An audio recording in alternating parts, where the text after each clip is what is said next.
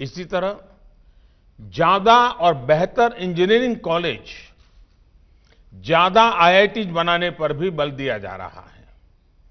साथियों, quality research के लिए सरकार prime ministers research fellowship scheme को भी चला रही है।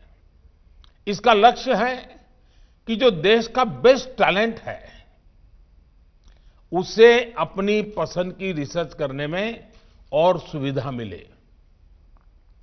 देश की सभी आईआईटीज, सभी आईआईएसईआरएस, बेंगलुरु के इंडियन इंस्टीट्यूट ऑफ साइंस और कुछ सेंट्रल यूनिवर्सिटीज और एनआईटीज में ये स्कीम स्टूडेंट्स को काफी आर्थिक मदद दे रही है। देश के अन्य रिकॉग्नाइज्ड इंस्टीट्यूट और यूनिवर्सिटी में पढ़ रहे छात्र छात्राओं को इसका लाभ मिल सके, इसके लिए 6-7 महीने पहले स्कीम में कुछ बदलाव भी किए गए हैं। साथियों, बीते कुछ महीनों से मेरी अनेक साइंटिस्ट से चर्चा हुई है। हाल में ही भारत ने वैभव समिट भी होस्ट की थी।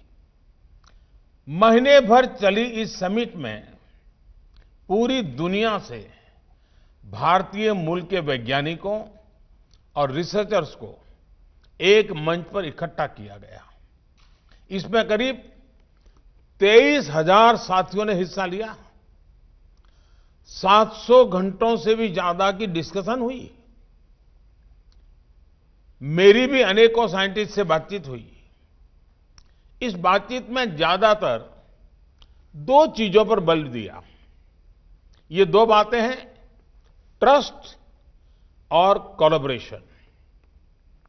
देश आज इसी दिशा में काम कर रहा है। All our efforts are aimed at making India the most trustworthy center for scientific learning. At the same time, we want our scientific community to share and grow with the best of global talent. No wonder India has become very active in hosting and participating in hackathons. They are held in India and abroad. It gives both exposure and opportunity to our scientists. साथियों, science और technology तब तक अधूरी है जब तक इसका benefit और एक्सेस हर किसी के लिए संभव ना हो। बीते 6 साल में युवाओं को अवसरों से कनेक्ट करने के लिए देश में साइंस एंड टेक्नोलॉजी के उपयोग का विस्तार किया है। साइंस एंड टेक्नोलॉजी अब भारत में अभाव और प्रभाव की खाई को भरने का एक बड़ा ब्रिज बन रही है। इसकी मदद से पहली बार गरीब से गरीब को भी सरकार के साथ, सिस्टम के साथ सीधा जोड़ा है। डिजिटल टेक्नोलॉजी से सामान्य भारतीयों को ताकत भी दी है और सरकारी सहायता की सीधी तेज डिलीवरी का भरोसा भी दिया है। आज गांव में इंटरनेट यूजर्स की संख्या शहरों से ज्यादा है। गांव का गरीब किसान भी डिजिटल पेमेंट कर रहा है। आज भारत की एक बड़ी आबादी स्मार्टफोन आधारित ऐप से जुड़ चुकी है।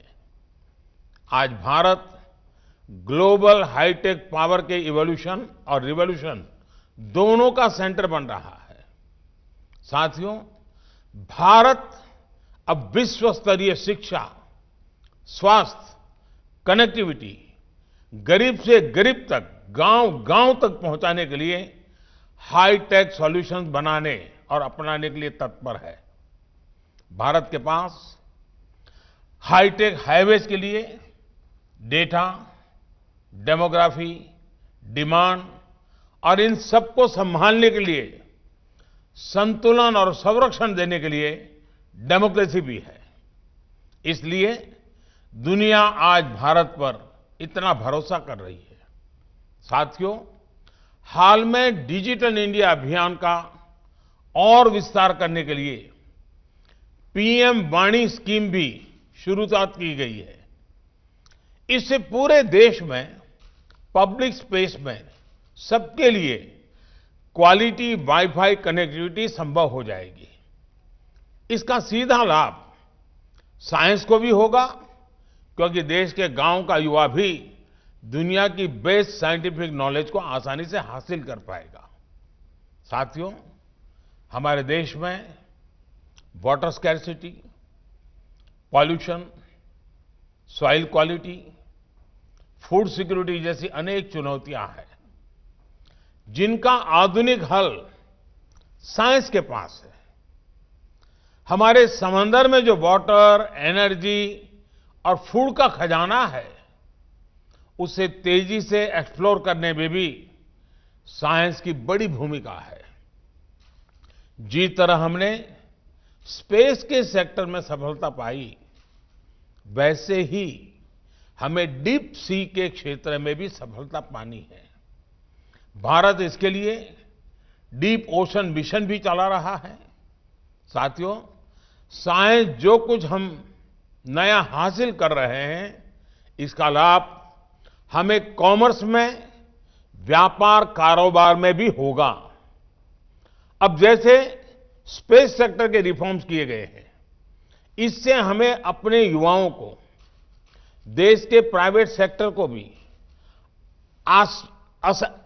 आसमानी नहीं, असीम अंतरिक्ष की बुलंदियां छूने के लिए एनकरेज कर रहे हैं। जो नई प्रोडक्शन लिंक इंसेंटिव स्कीम है, इसमें भी साइंस और टेक्नोलॉजी से जुड़े सेक्टर्स पर फोकस रखा गया है। ऐसे कदमों से साइंटिफिक कम्युनिटी को बल मिलेगा, साइंस और टेक्नोलॉजी से जुड़ा इकोसिस्टम बेहतर होगा। इससे इनोवेशन के लिए ज्यादा रिसोर्स जनरेट होंगे। इससे साइंस और इंडस्ट्री के बीच पार्टनरशिप का एक नया कल्चर तैयार होगा।